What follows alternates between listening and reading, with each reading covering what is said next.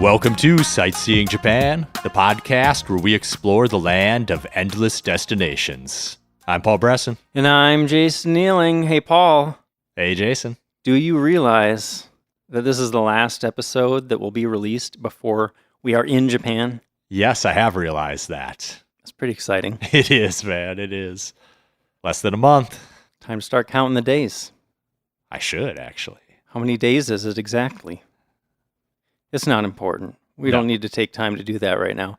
But I did want to take this chance to mention our upcoming meetup coming up very soon. November 6th, 2024 at 7 p.m. We're going to be at Commune on the rooftop of the Shibuya Parko shopping mall in Tokyo.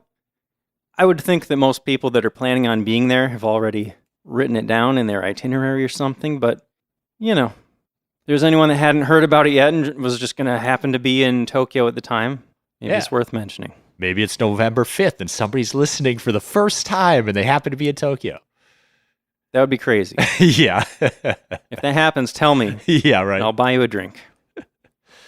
Well, you got anything you want to talk about, Paul, or should we get into it? Actually, I suppose I haven't told you yet. I almost died the other night.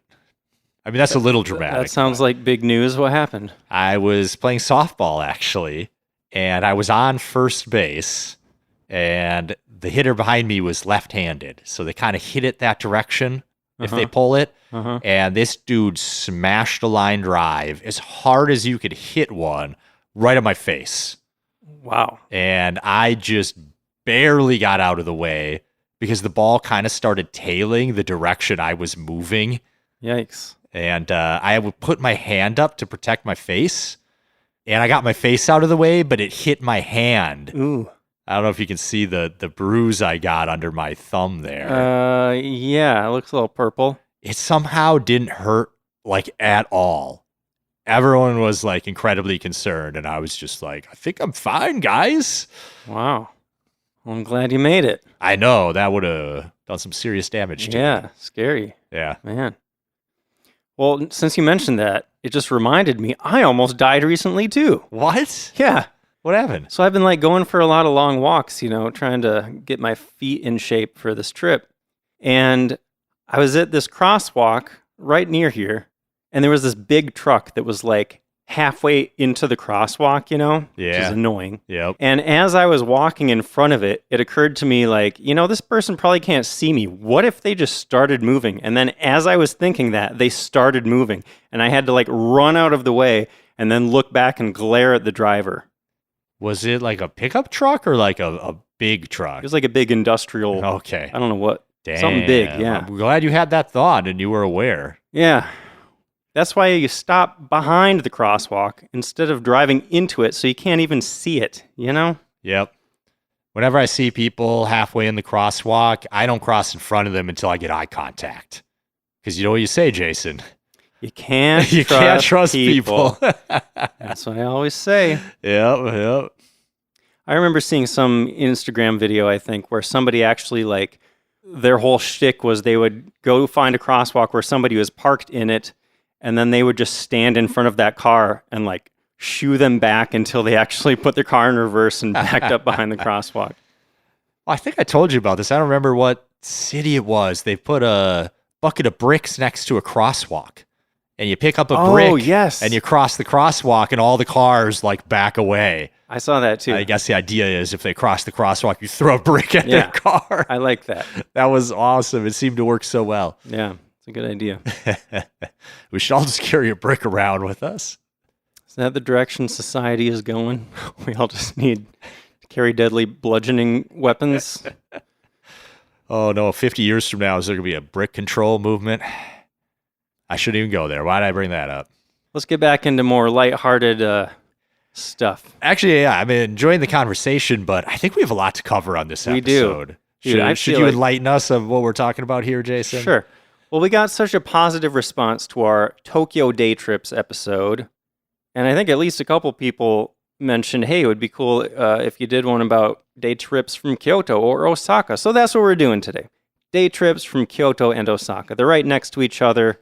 You can do kind of the same day trips from either one, so that's where we're going. Yeah.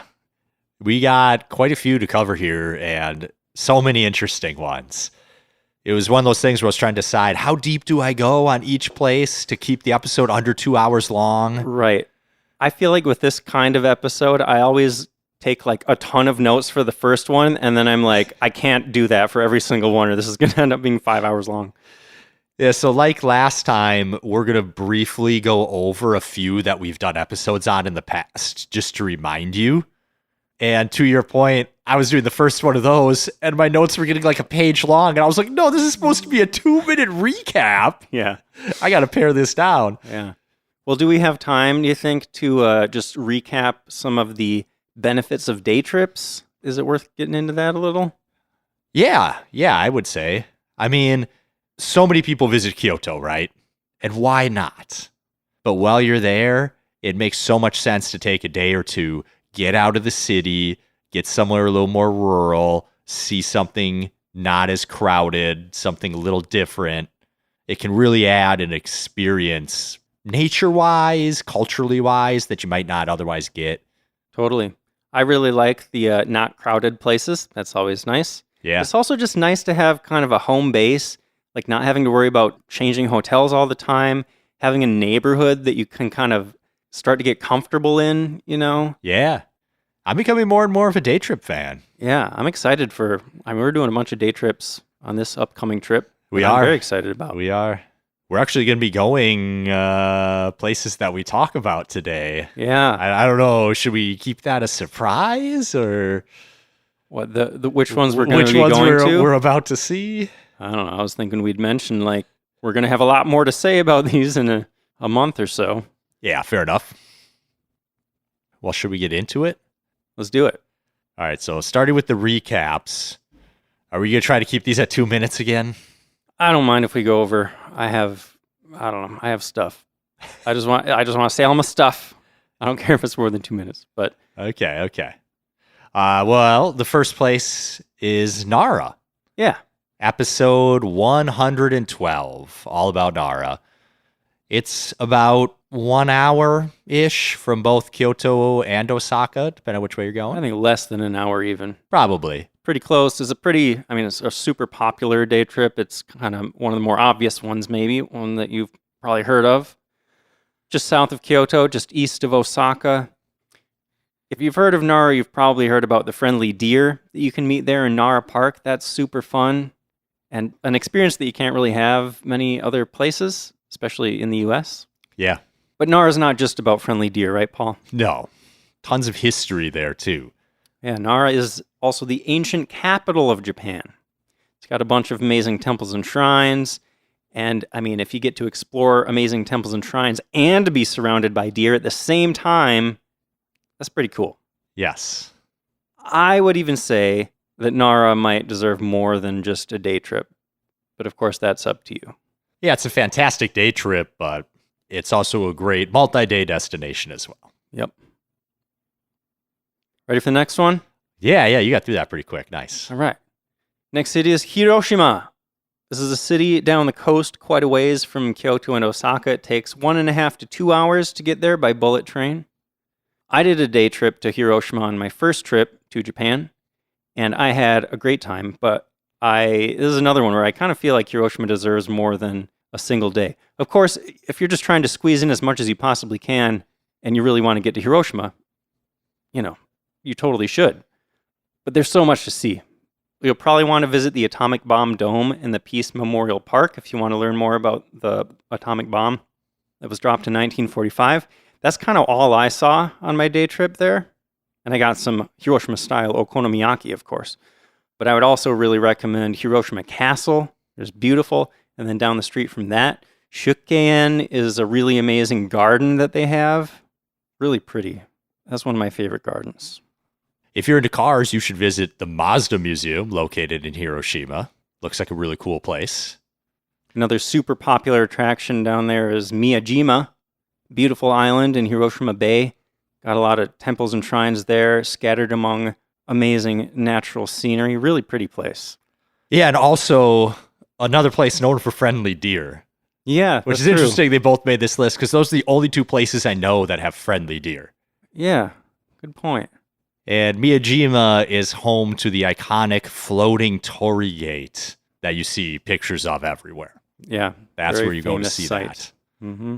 But there's a lot of hiking there. I think you could stay overnight there. And it gets really quiet after the last ferry leaves and is a really peaceful place. Uh-huh.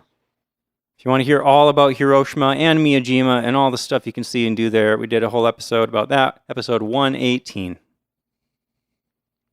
Next up is Kobe, which was episode 96. It is within an hour of both Osaka and Kyoto, right along the Pacific coast, just a little bit west of Osaka. We also talked about it in our trip recap from last year, episode 114. We spent a day in Kobe. Yeah, and it was fantastic. It really was. I feel like Kobe is underappreciated. You know, Agreed. most people probably associate it with Kobe beef, but the city itself is really awesome too. So much to see and do. I think I even enjoyed Kobe more than I've enjoyed Osaka, frankly. I don't mean to hate on Osaka. I know, Paul, you're a big fan. And I mean, there's a lot of great stuff about Osaka too, but I really liked Kobe. I don't know. That's fair. Kobe was awesome. I have nothing bad to say about Kobe at all. You got the port area, Maritime Museum, Kawasaki Museum, Port Tower, little earthquake memorial, some shopping malls. Chinatown was pretty cool. Yep. We saw those historic Western-style mansions. Yep. The Kobe beef, I did try that, and it was amazing, and I highly recommend it. But you don't need to go to Kobe for that. Okay, that one falafel burger I had was pretty good too. Sure. And then the ropeway. The Shin-Kobe ropeway goes up one of the mountains on the outskirts of town and brings you to an herb garden. The herb garden was incredible. We were there when the sakura were blooming. It was really cool. Yeah. And then the hike down past Nunobiki Falls, that was really cool. Yep.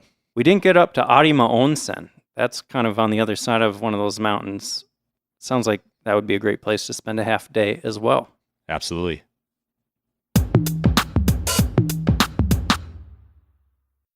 Well, time for the new stuff now. Yeah. So the first one on our list is Uji, which is about 30 minutes southeast, I believe, of Kyoto. It is famous since the 1200s for its high-quality green tea. So the tradition goes way back. The other famous draw in the city is Byodoin Temple, which is home to the Phoenix Hall, which is famously on the back of the 10 yen coin. It's beautiful. I feel like that place is very striking and photogenic. And that temple dates back to 998. It was built as a villa for a powerful member of the Fujiwara clan. And did you know the Phoenix Hall is original? Is it? It hasn't been reconstructed. Wow. I don't think I did realize that. That's amazing. Yeah. There's a museum and a garden there as well. Yep. And a pretty cool gift shop, as I recall. Yeah. Another really cool thing about this temple is the street leading up to it. Because, as Paul mentioned, Uji is famous for its green tea. And this street has all sorts of green tea related items, like everything you could possibly imagine. Of course, you can get high quality tea, but you can also get teaware, teapots, and tea cups. Tons of tea infused foods. We had some green tea soba noodles. They have green tea pancakes and alcoholic beverages of various types and just all sorts of stuff. It kind of seemed like they had all the normal Japanese food you would see on a shopping street, but everything had green tea in it. Yeah. Yeah. If you like green tea, this is the perfect place for a day trip. Powdered green tea mix that was used to make iced tea. That was good. Yeah, that was great. I would like to get more of that. Yeah. There are a bunch of other green tea places in Uji that you can enjoy. There's a nearby public tea house called Taihoan. Have you heard of that, Paul? No. That's where you can participate in an authentic tea ceremony. There are a bunch of other places around where you can learn about and sample tea. Yeah. I was kind of curious to see what else is in Uji because, Paul, when you and I visited there, we pretty much just walked down that street. We went to Byodoin and then we headed back to Kyoto. But there's some other famous temples and shrines that sound pretty cool. Yeah, agreed. I was not surprised finding these, but I always wondered, what else is in Uji? One that looked cool was Manpukuji.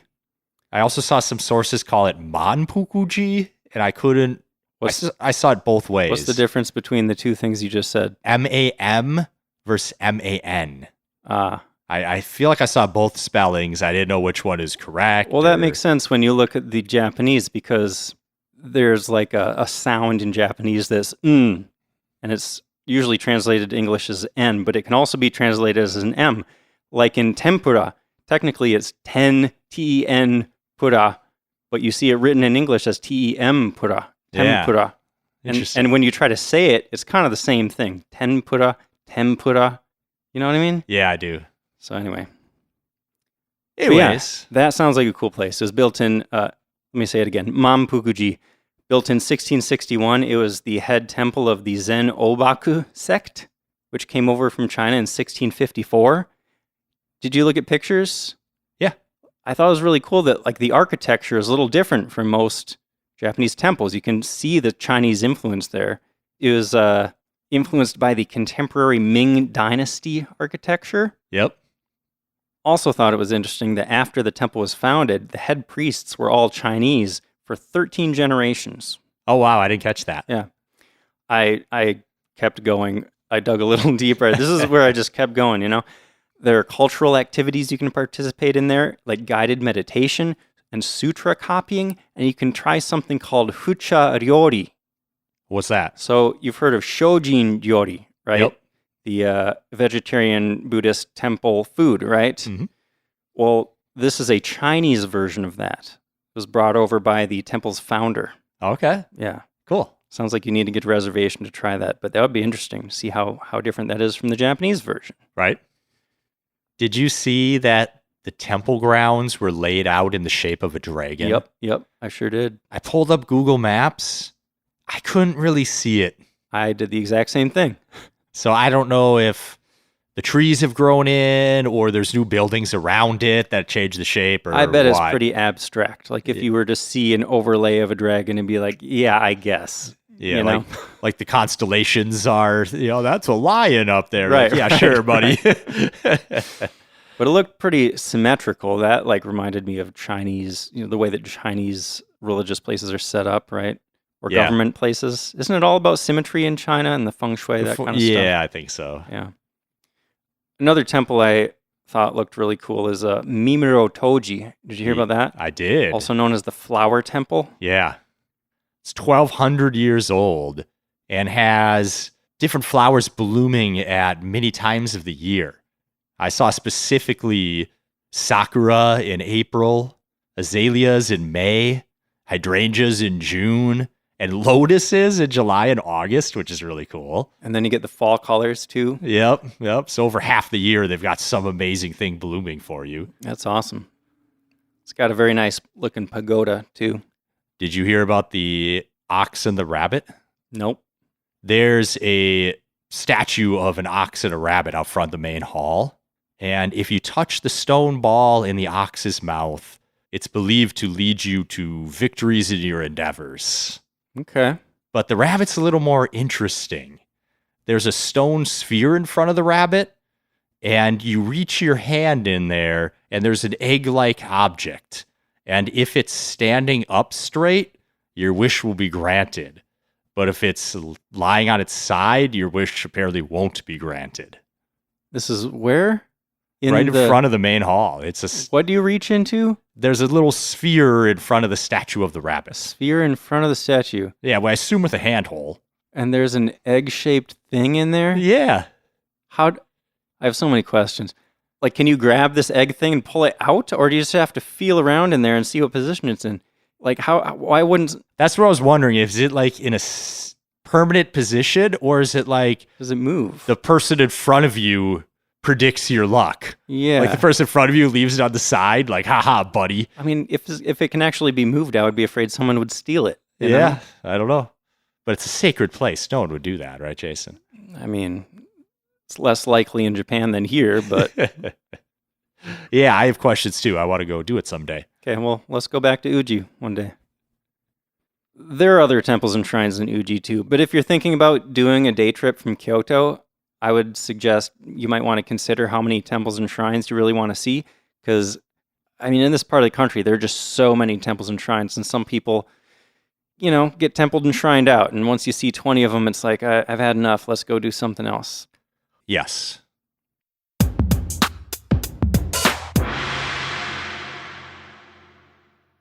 Well, speaking of temples, our next place to visit here is Koyasan.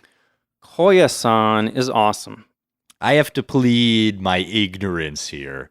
I'd heard of Koyasan a lot, but I'd never looked into it. Really? Partly because I heard, oh, it's the place you go for temple lodging. And I'm like, well, I can do that anywhere. If I ever want to do that, I'll find a place.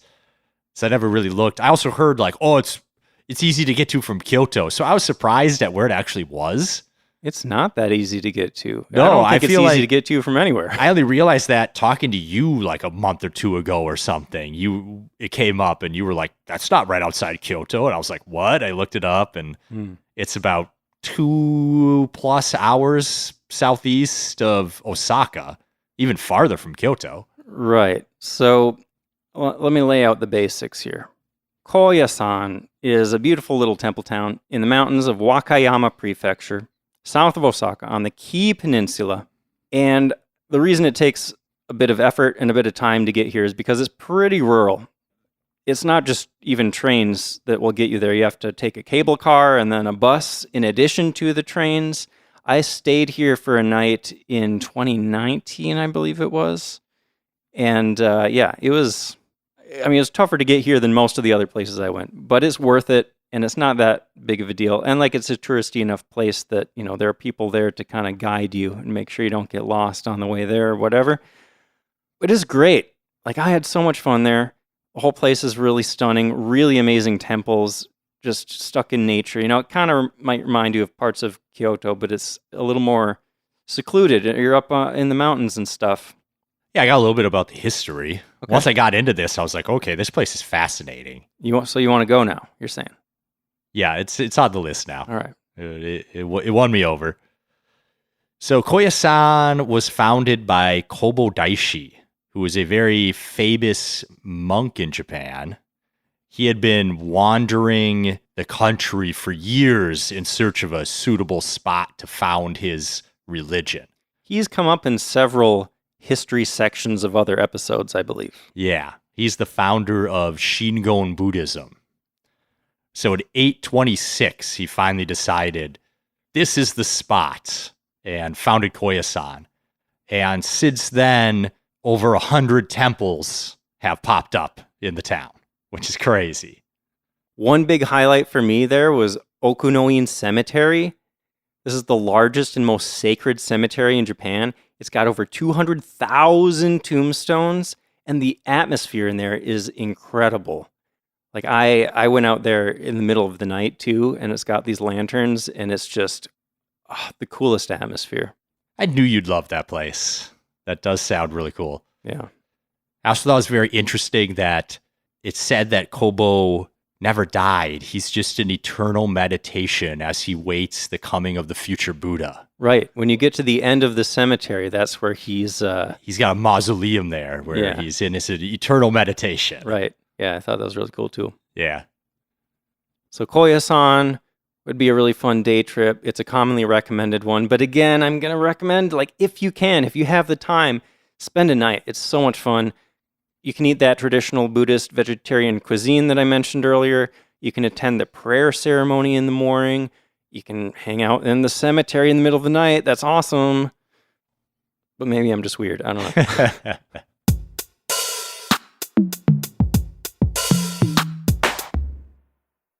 All right, next destination we have for you is Himeji, famous for Himeji Castle. Himeji is just down the coast a bit, west from Kobe. It takes about an hour to get there from Osaka or Kyoto. So we actually talked about Himeji Castle recently in our episode where we rated Japan's top attractions. Yeah, we did. And it got second place, I believe, out of 11. So maybe that gives you an idea of how cool this place is. Right. It's the most well-preserved castle in Japan and arguably the most beautiful of the only 12 original castles still in existence in the whole country.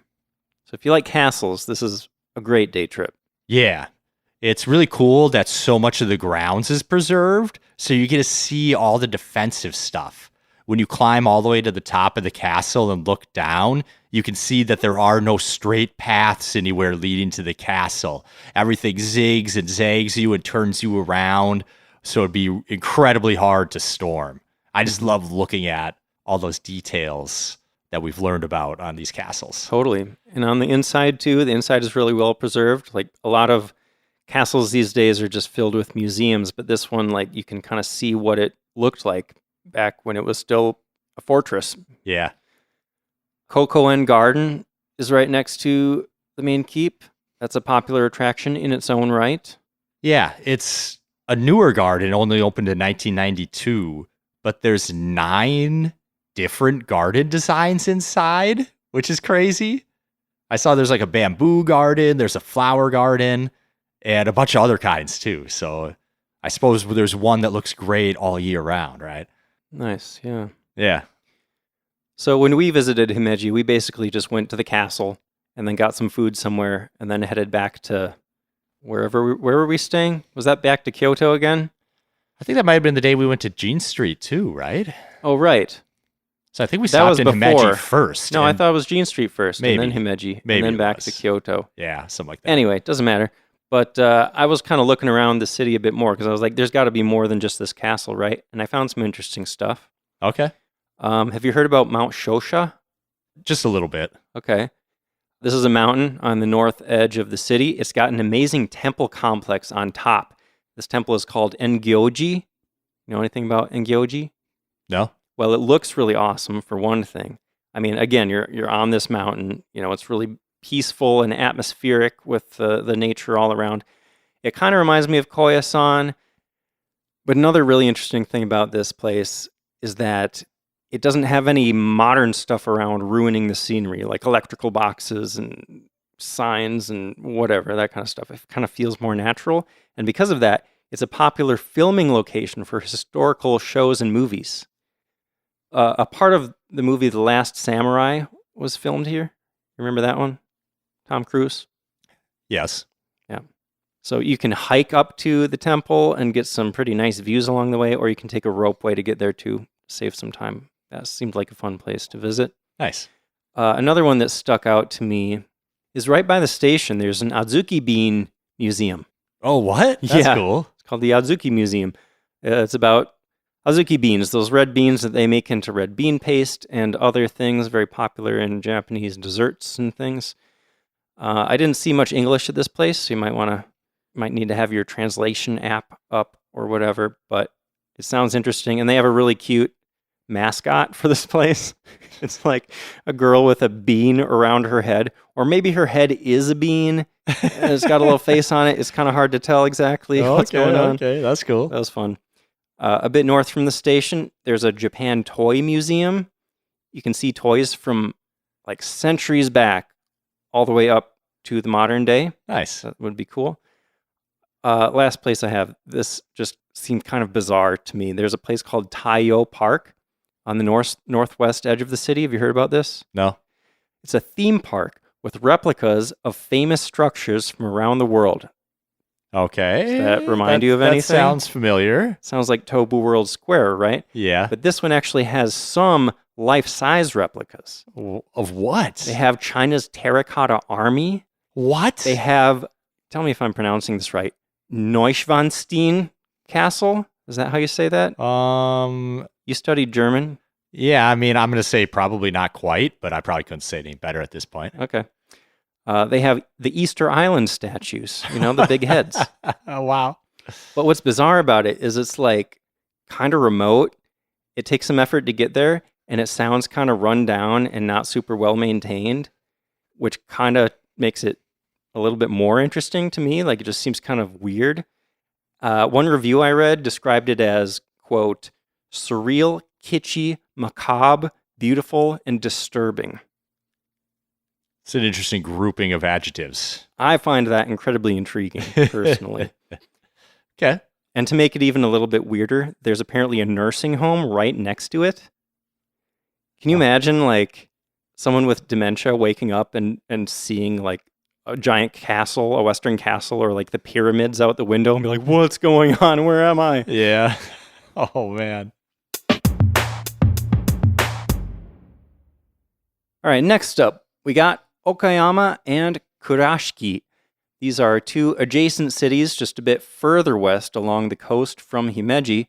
Takes about about an hour to get there from Kyoto or Osaka. In Okayama, you can see Okayama Castle, which is not an original castle, but it's still very pretty. It's got a very unique look to it. Did you look at pictures? Yeah, it's got that black exterior. Yeah, I like that. Yeah, it looks really cool. Yeah.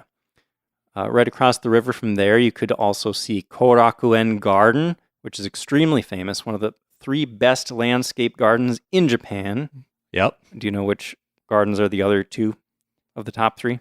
I didn't put it in my notes. I feel like we've done too many top 3s. Kenrokuen in Kanazawa and Kairakuen in Mito. Okay. In case anyone was wondering. And guess what this garden, Korakuen, uses as borrowed scenery, Paul? Okayama Castle. You got it. Love that. For sure. Here's another fun fact about Okayama. Did you know that Okayama is the area where the Momotaro folktale is supposed to have taken place? Yes. We just read that recently. Yep. That was cool fun. that came back up. Yeah. So you see references to that legend all over the city. There's actually a statue of Momotaro right outside Okayama Station, and it's even got the dog, the monkey, and the pheasant. That's cool. Yeah. Yeah, I heard you could see little references to it kind of all over the place. Mm-hmm. And of course, the Momotaro jeans, but we'll get to that in a second. Sure. Another cool place is the Kibi Plain. It's a rural flatland just outside the city, and you can rent a bicycle and ride along a stretch that brings you past some historic sites and a shrine and a bunch of fields of rice and other things growing. It sounds like a really pleasant cycling trip. Nice. 17 kilometers. Awesome. And it starts at a train station and ends at a train station too, so very easy to get to. Do you know if there are places you can rent bikes around there? Yes. Nice. Yes, I think at either station you can rent bikes. Awesome. Perfect. Yeah. Is that all you got for Okayama? Yes. Okay. In Kurashiki, well, for one thing, you could visit Jean Street. Yep. This area is known for its denim industry, and they make some of the best jeans in the world. So at Jean Street, you can check out a bunch of denim shops. You can get some of those Momotaro jeans. They have a Momotaro store next to, I believe, the Momotaro factory is right by there too. And you'll see references to jeans all over this street, right, Paul? Yes, it's so cool. The denim-covered taxi, even. The denim ice cream. They got jeans hanging over the streets from like clotheslines. Yeah. Got vending machines that are all covered in denim stuff. We had really a lot cool. of fun there. Yeah. And we got our little matching denim bracelets. Yep. Still got mine. Me too. What if you're not into jeans, Paul? What else can you do in Kurashiki? Well, it's an old merchant town. It was an important rice distribution center. So there is a canal area in the center of town that dates back to the Edo period.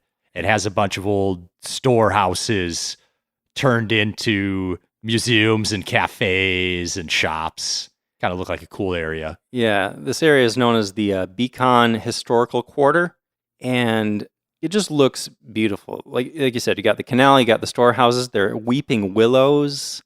Like, I don't know, all the pictures I saw just looks like a really pleasant place to take a stroll and relax. And even the name of the city, apparently Kurashiki, can roughly be translated, for what that's worth, as town of storehouses. Sure. Kura is a storehouse. There you go. We talked about that in the Kawagoe episode. They got all those Kura. The Kurazukuri Museum there, I think. Okay. There's also a Western art museum that caught my eye, the Ohara Museum. If you're into Western art, they got stuff from Picasso, Matisse, Henri de Toulouse-Lautrec, Jackson Pollock. I've heard of him, right? Nice. Also near the canal, they have the Ohashi House. Did you hear about the Ohashi House? No, I don't think so. The Ohashi family lived there. They were a super rich merchant family in the area, and they built this house in 1796. But what's really interesting about it is that they built it in the architectural style of a samurai house. Okay. Normally, merchants couldn't do that, right? Yeah, how'd they get away with that? They were just so rich, apparently. So like normal merchant houses would be right up against the street, but here they have a front gate and then a kind of rock garden sort of thing. And then the houses, further back from the street. So wow, interesting. yeah, it's supposed to. Apparently, it just goes to show how much power they had, that they were allowed to do that. Yeah. Must have greased some palms there. Yeah. Ready to talk about Kurama and Kibune? Before we do, Uh-oh. I just have to say, well done, Jason. These two were not on my list, but they're freaking awesome. They do look pretty cool. So kudos to you for Thank you. For finding these ones. I will take those kudos. So Kurama and Kibune are small towns about 30 minutes north of Kyoto in the mountains. I would more call them villages, I think, from the pictures I saw. Like, town makes you think, I don't know, like it's got a bunch of streets interconnecting with stores and stuff, but it felt like more like kind of little villages hidden in the forest. That's how it felt to me. Okay. I don't know. What sense did you get? I mean, small town and village to me, there's not necessarily always a ton of difference. All right. But yeah, small town could be like 20,000. They're not 20,000. I think of villages as more rustic. Okay. I think rustic is how I would describe these places, maybe. Fair enough. So the main draw probably to Kurama is Kurama-dera, a Buddhist temple on the steep slopes of the mountainside. It's about a 30 to 45 minute hike up from the main part of town. But there's a cable car that leads halfway up if you'd like a shortcut. I think both Kurama and Kibune have a bunch of temples and shrines, and that might be kind of the main things that they're maybe known for. And like we said before, like maybe if you've explored a bunch of Kyoto, maybe you're sick of temples and shrines. But one big reason I wanted to talk about these is because I see a lot of people asking for recommendations for Ryokan in or around Kyoto, and I think this might be a really good place to look. Yeah, absolutely. You can find Ryokan in Kyoto, but then you're still in the big city, I think a lot of people want a more rustic, rural, intimate experience in a Ryokan, perhaps. And, this area is more secluded, a little more peaceful and quiet. I think it would be a really cool place to stay. Absolutely. I always go look at a picture. So I try, let me see what this temple looks like. And I ended up just looking at pictures for 15 minutes because it's just gorgeous in the mountains. The temples are just the whole the thing. Temples. I ended up looking at other stuff too. The whole area is just amazing. Everything looks gorgeous. Yeah. Kurama Onsen is supposedly the best onsen in the Kyoto area. And if you're looking for a ryokan, there are a bunch of them along the Kibune River. And looking through all the pictures, this is what really caught my eye, Paul. I kept seeing that a lot of these ryokan, or even just other restaurants, I think, have these outdoor eating areas where you're sitting on a platform on top of the river. I saw that. Yes. It looks so awesome. Looks amazing. You get to hear the sounds of nature around you while you eat.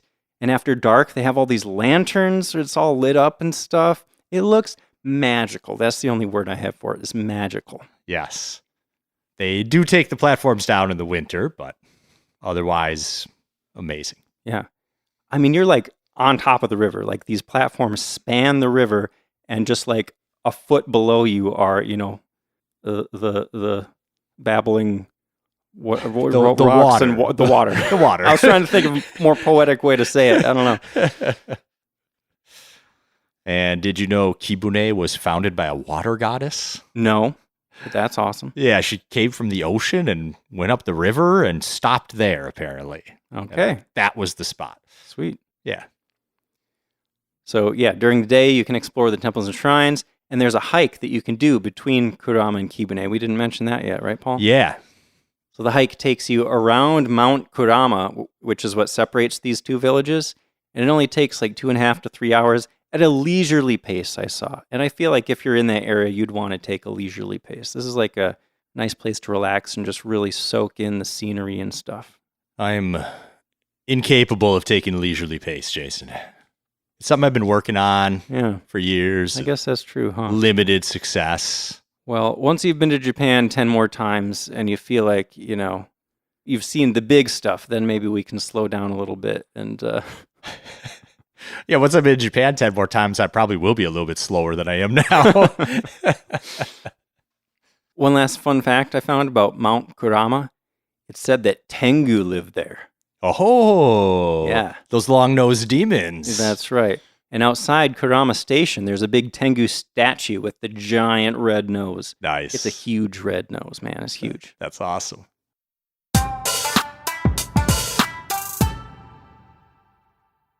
Next up, we got a piece of the Nakasendo, the ancient highway between Kyoto and Tokyo, or Edo at the time. One of the ancient trails. This was like the inland trail Yes. that went through the mountains instead of the Tokaido Trail, which goes along the coast. Yep. We're specifically talking about the Magome to Tsumago section of the trail. We did this together in 2016. Yes. And it was amazing. Awesome. Okay. Amazing. Awesome was the adjective. The other A word. Yeah. Yeah. It was both of those. How long is this from Kyoto? We came from the other direction. We came to Magome from Tokyo, I think, right? Tokyo, right. We did this on a day trip. Well, it wasn't. We did this in a day when we were going from Tokyo to Kyoto. Yes. I saw this going to take about 2.5 to 3 hours to get to Magome from Kyoto, I think. Okay, it sounds about right. Yeah.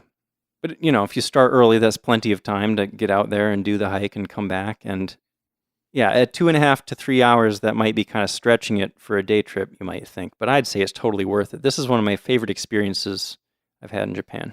Yeah, agreed. It's absolutely fantastic. You get a sense of rural Japan and what it might have looked like a long time ago. You get mountain views. The post towns are really cool. Yes. Like, there are all these little towns where travelers would have stopped to rest as they're walking between Tokyo and Kyoto hundreds of years ago, and they're really well preserved, and it just feels like going back in time. You can walk where a samurai walked hundreds of years ago, which is just really cool to think about, Yep. Like, these samurai saw exactly these same sights that we're seeing now. That's just kind of a cool thought, I think. Yeah. I mean, immediately out of the cab we took from the train station, I was just like, wow, this is incredible. And it never let up. Yep. It's awesome. about 8 kilometers between the villages. Is it that far? Yeah. Man. But 8 kilometers isn't that far. It's like Yeah, I 4.5 guess. You're right. miles or something. Yeah. It's about 2 to 3 hours again at a leisurely pace. So it's not going to take you all day to hike. Yeah. Not strenuous at all. Yep. I got a little sweaty, but that's normal for me. Yep. It's rural though, so hike in pairs or bring a bear bell. They have some bear bells like on the side of the path too. Yeah.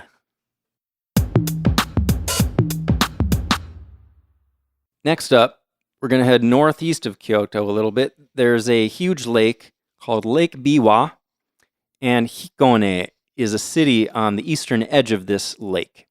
Takes about an hour to an hour and a half to get there by train, maybe faster if you take the bullet train. There are a lot of different options. I mean, for all of these, you're going to have different ways to get there that will take different amounts of time. Mm-hmm. Hikone has a castle, which is one of the 12 originals. Yeah. It's also one of the only 5 castles that are designated as national treasures. Did you know that? Yeah. There are also 2 gardens right next to the castle that look really nice. I think I'm maybe even more excited about the road that leads up to the castle. It's got recreations of Edo-era buildings and just interesting looking shops. I kind of love streets like that where you can just wander around and like every shop has something interesting to look at. Yeah. Seems like one of those places. Yeah. So are we spoiling our trip? This is one of the places that we're going on our upcoming trip, but we're doing a day trip from Nagoya. Yes.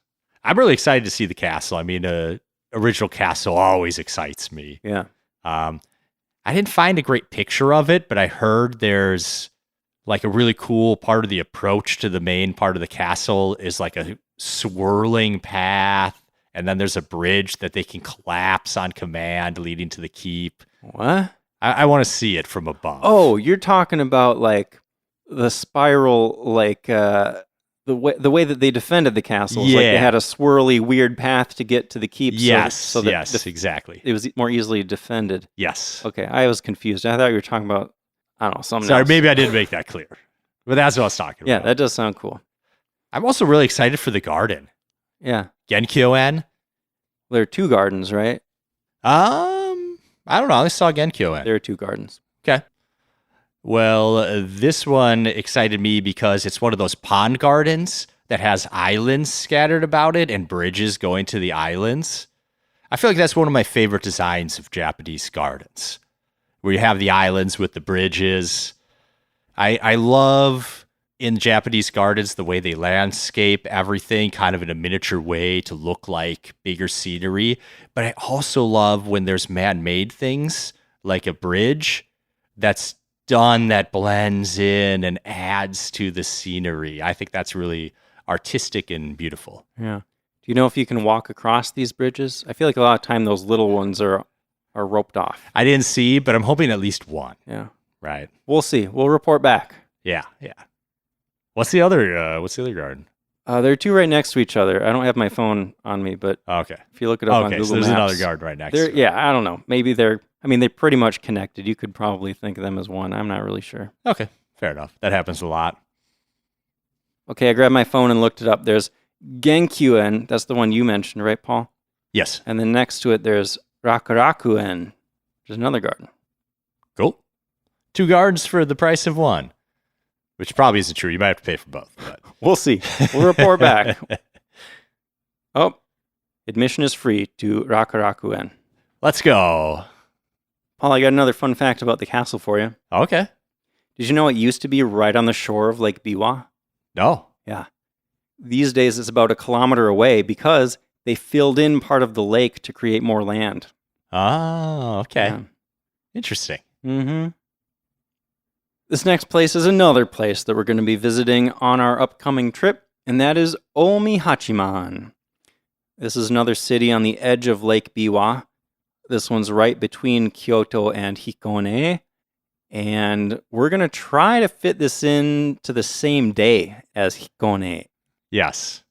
It's going to be tight, but we have the advantage of everything in Hikone is right next to each other that we want to see. Yeah. So hopefully it goes kind of quick. Yeah. So Omi Hachiman has a historic canal area. Lots of interesting stuff around there. You can get boat rides down this beautiful canal. Looks very romantic. Paul, are we going to do that? We're going to stare into each other's eyes as we float down. I wouldn't be opposed. I was thinking maybe hiking along. I think there's little walking paths next to the canal. Why not both?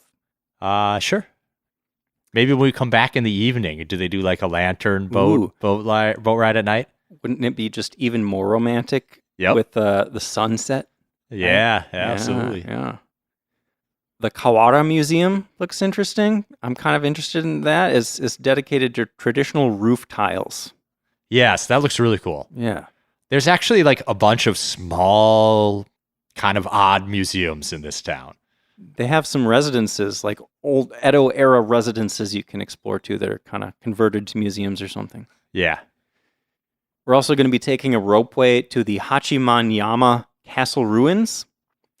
From what I hear, the ruins themselves aren't super impressive, but the views from up there are supposed to be pretty amazing. Yeah, so somehow there's a mountain between the lake and the town. Just like right there's a little mountain. So you go to the top and you can see the lake on one side, you can see the town on the other side. There's a temple up there. And it only takes about 20 minutes to walk around the whole top and see all the views. Nice. Yeah. I also found an interesting story behind the castle that used to be there. Yeah. You know about that? Yes. You want to tell it? Sure. So the town was originally developed as a castle town for a castle built by Toyotomi Hideyoshi's nephew. In the late 1500s. Yes. And eventually Hideyoshi ordered his nephew to commit ritual suicide for allegedly plotting a coup. So that ended him, but the town continued to thrive. But the castle was torn down after only 10 years because of the nephew having to commit seppuku. Yeah. Got to tear down those castles of those rebellious lords, you know? Yeah. Can't let them hold on to defensible locations like that. Glad the town survived, though. Yep. So the last thing we're going to try to squeeze in here is Fujigasaki Ryu Shrine, which is this gorgeous shrine built into the cliffs right along Lake Biwa.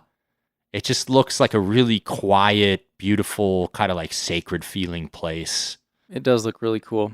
I'm hoping actually that's where we're going to be at sunset. I think that would be really awesome. Yeah.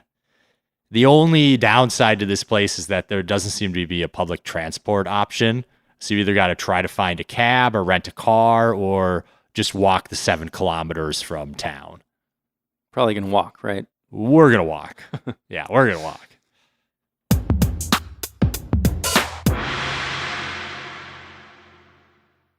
Next place we got to talk about is Amanohashidate.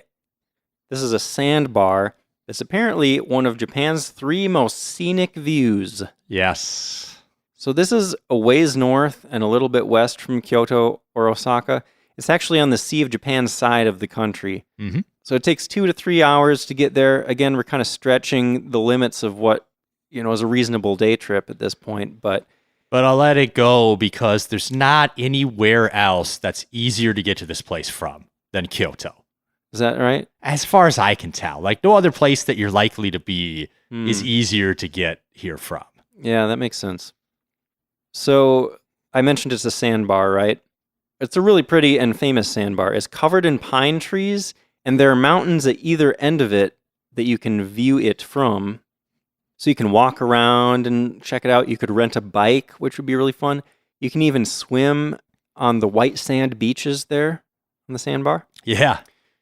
Just an amazing nature spot. It is quite the view. Yeah. I can see why it's so famous. Yeah. I would love to go to Amanohashidate, but I think I would be even more excited about another place right nearby.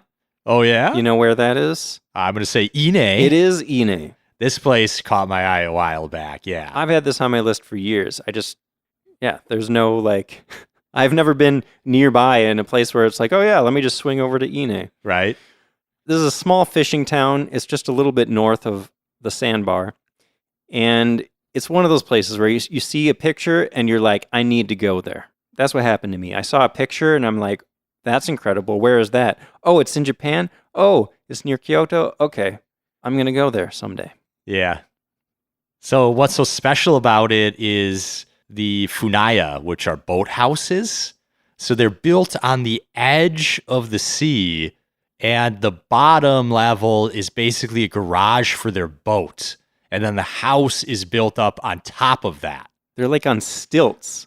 Like they're hanging out over the water. That's what's so cool about them is just the whole edge of this part of the sea is just all these little boat houses crammed together, and they're like all wooden and old-fashioned looking, and yeah, I don't know. There's a couple hundred of them. Like, it's really cool. Looks really cool. You can even spend a night in some of them, apparently. Yes. And there are also sightseeing boat tours around the bay, so you can. Yeah, that seems really cool. That'd be the best place to view them from, obviously, is the water. Yeah. So just throwing this out there, you kept talking about us going to Tottori. Mm-hmm. And we were even talking about taking the Sunrise Express. Right. Maybe from Tottori, we head kind of northeast along the coast. And maybe it's not too far to get to like Ine and Amanohashidate. And then we come back through Kyoto. Just throwing that out there.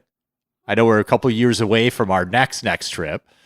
You said I was in charge of planning the next one, so... I'm just giving you ideas. Okay, it's your choice. Okay. I'm just saying. Well, I already had things in my head. Okay, fair enough. And I don't want to spoil it, but that was actually a lot of what was in my head already. Oh, so I can't claim I gave you the idea. Exactly. Oh, come on. Give it to me. No. Okay, fair enough. Well, now we're just going to do something else. I'm scrapping it just can't because... even do it because Paul. All right, I won't mention anything else cool or it'll get kicked from our list. That's right. I'm doing this all by myself next time. Planning the whole thing. No input from Paul. Jason's a big boy. He can do it all by himself. That's right.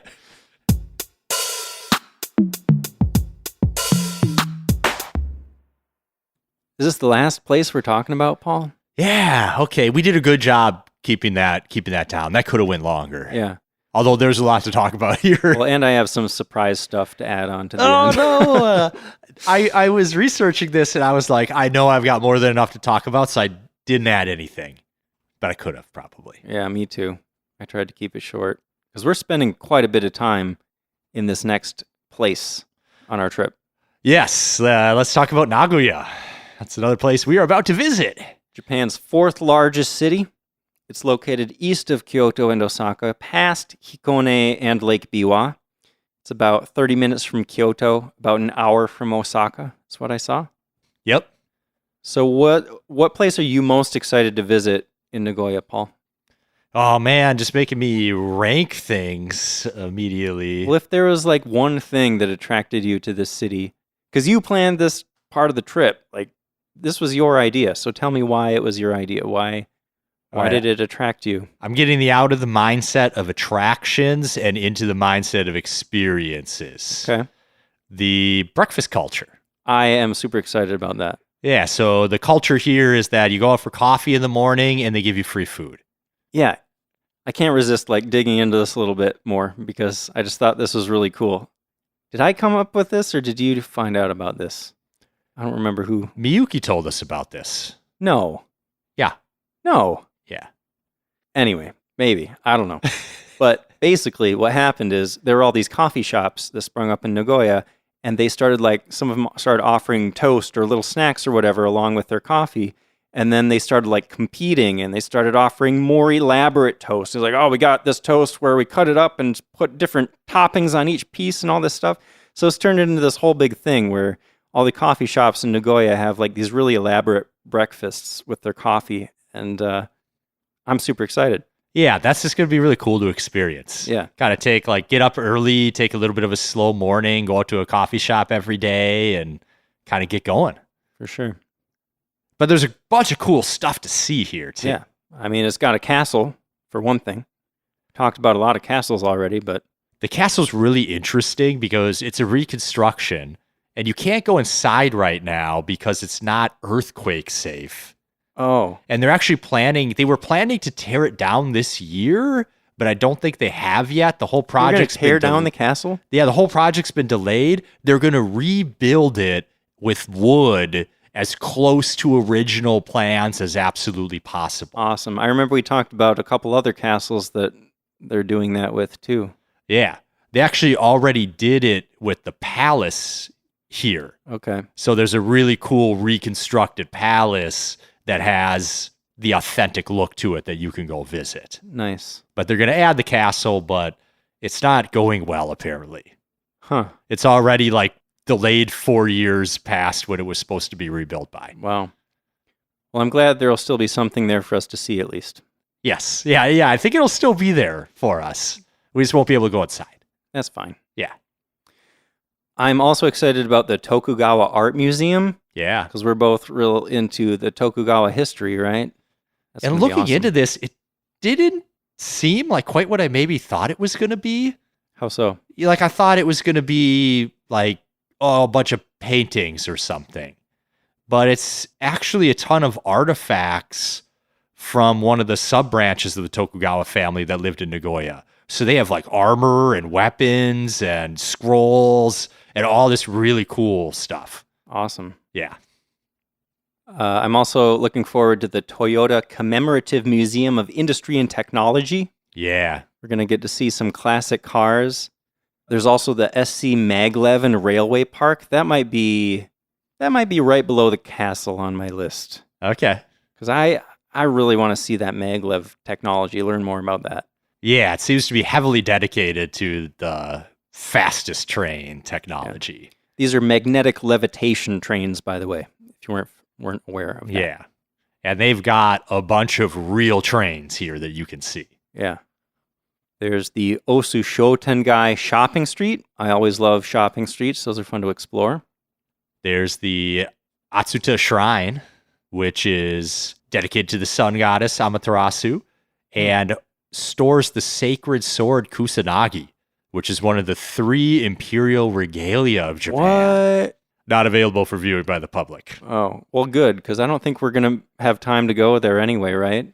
I might have time. What does that mean? Because we're meeting in Nagoya, but I might be, if I get up early enough after my flight, I might be able to get there by like 9 or 10 a.m. and have a little time. The day that I'm meeting you in like early afternoon or something. Yes. I see. If I feel good enough, I'm going to try to get there early and see this place. We'll take a bunch of pictures if you do get there. They have a new museum there that has dozens of examples of historical swords. So you can't see the imperial sword, but you can learn everything about swords and see a ton of real swords there. So that sounds really cool. I like swords. The other place I might try to fit in is Osukenon Temple. It's kind of right in the heart of Nagoya. It's supposed to be a really cool looking Buddhist temple. And notably has a library that has 15,000 or more classic Japanese texts, including one of the oldest copies of the Kojiki anywhere in Japan. You can see it? Probably not. Yeah, probably not. Probably not. Well, that's pretty cool. Yeah, that is cool. Should we say what the Kojiki is? That's one of those super old texts, like one of the oldest historical texts. Yeah. One of the first written texts in Japan that chronicles the early history of Japan. Mm-hmm. Somewhat legendarily, maybe somewhat accurately. I think it's a little bit mix of both. Yeah. Well, that's a lot of stuff. I don't think you could squeeze in all of that stuff in a day trip. But I think we're spending a day and a half in Nagoya itself and we're still like, maybe not seeing everything. And then we're taking like 3-day trips or something. Yeah. I think Nagoya is going to be a really interesting home base. I'm excited to kind of do a bunch of day trips out of there. Yeah. Coffee and free food every morning and then day trip. Yeah. It's going to be great. For sure. I'm so excited for a trip, dude. Oh my gosh. Me too. It's coming up. That's all I got. Okay. Well, before we go, I have a listener mail that I'd like to read, Paul. Okay. It seemed relevant to today's topic since we're talking about Kyoto and Osaka and that area. So I exchanged some emails with Mike, and here's what Mike says. Okay. Hi, guys. I stumbled across your podcast about a year ago. It's one of my favorite ones. You do such a fine job with your research and providing in-depth information. Thank you, Mike. I spend several months a year in Japan and have done so for many years. Seattle is my other home, if not Japan. I spend much of my time in Kyoto when in Japan, as I have a son and his family living there. I know numerous great places to visit in Kyoto that are really off the beaten track. I could share some with you if you're interested. So, of course, I said, yes, please. I also asked how he was able to spend so much time in Japan, because that sounds awesome, being able to spend a big chunk of the year there. So he said, the main reason I have the flexibility to spend time in Japan is because I'm basically retired. I'm in my early 70s and have decided to spend time doing what I enjoy, which includes travel. My son lives in Kyoto. He married a Japanese woman, and they have a 4-year-old daughter, Luna. She's my only granddaughter, so seeing them is a major incentive for me to visit. When I'm there, I usually stay in a Ryokan called the Matsubaya for a few weeks, and then I rent a very small apartment in the Muko area of Kyoto, right on the JR Kyoto line for the rest of the time. So there's recommendation number 1 is the Matsubaya. Okay. He says, the people who own and run the Matsubaya Ryokan are my friends, as I've been staying there for about 10 years. Sometimes I teach a few ESL classes to the staff while I'm there. Nice. That's pretty cool. The Matsubaya Ryokan is a great place and close to Kyoto Station. I really like Kyoto Station, too, he says. I frequently spend several hours there exploring all of the floors, shops, restaurants. It's remarkable how much is there. Underground is an entire world. It's a destination by itself. I remember we talked about that in the train stations episode we did, right? Kyoto has like the biggest underground area or something like that. Or maybe it's the tallest one. It has like the most levels or something. Yeah, something like that. It's definitely big. I remember that. Yeah. So he says, here are a few ideas for those who might want to explore Kyoto in a more relaxed fashion. And he listed a few places that we have never talked about. So I thought it would be let's hear worth talking about. Shoseien Garden, a beautiful garden close to the Matsubaya where I stay and also close to Kyoto Station. For some reason, there are few tourists. Must be because there's just too much in Kyoto. Well, it's just not on the lists, You go on the internet and you look for the lists of all the places that tourists go in Kyoto, and never heard of that one. But I looked up pictures and it looks very nice. I don't know if I've ever heard a garden recommended in Kyoto that wasn't like in a temple. Yeah. Well, everybody always seems to focus on the temples and shrines, you know. The Takase River. The Takase River is an artificial river made for transporting rice and sake from Kyoto's center to the Fushimi area in the south. It was used for over 300 years, from 1611 to 1929. Wow. It's more like a canal than a river. It basically parallels the Kamo River, which is just a few meters to the east of the Takase River / canal. Okay. Kyoto Railway Museum. He says this museum is fantastic. I have heard of this. Yeah? Yes. Trains are such a major part of Japanese life and culture that it absolutely makes sense to have a museum about them, of course. We're actually visiting a couple railway museums. Oh, yeah, we are. We do have 2 scheduled, don't we? The one in... Nagoya. Yeah, and then... The one in Saitama, or Omiya. Omiya, that's it. Yep. So the Kyoto Railway Museum, it's a large museum and houses over 50 retired trains, including versions of the Shinkansen. That'd be cool to see like old versions, see how they kind of improved them over the years. Yeah, absolutely. He says there's much information on the history of trains in Japan. Last recommendation is Umekoji Park. This is right next to the Railway Museum. This is a large and beautiful park, perfect for walking, picnics, observing, and relaxing.